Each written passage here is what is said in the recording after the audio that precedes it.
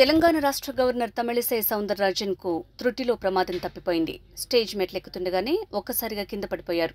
భద్రతా సిబ్బంది వెంటనే స్పందించారు. హైదరాబాద్ జేఎన్టీయూలో జరిగిన పూర్వ విద్యార్థుల సమ్మేళనానికి హాజరైన సందర్భంగా జరిగిన ఈ ఘటన కలకలం రేపింది. పూర్వ విద్యార్థుల సమ్మేళనానికి ముఖ్య అతిథిగా హాజరైన గవర్నర్ కార్యక్రమంలో వేదికపైకి వెళ్తుండగా మెట్లు ఎక్కుతూ ఒక్కసారిగా కింద పడిపోయారు. పడ్డ వెంటనే రెండు చేతులు కిందకి పెట్టడంతో ఆమెకు పెద్దగా దెబ్బలు తగలేదు. గవర్నర్ తమిళిసైని వెనుక నుంచి అనుసరిస్తున్న భద్రతా సిబ్బంది స్పందించి గవర్నర్ను పైకి లేపారు. క్షణకాలంలో జరిగిపోయిన ఈ ఘటనకు సంబంధించిన వీడియో సోషల్ మీడియాలో వైరల్గా మారింది.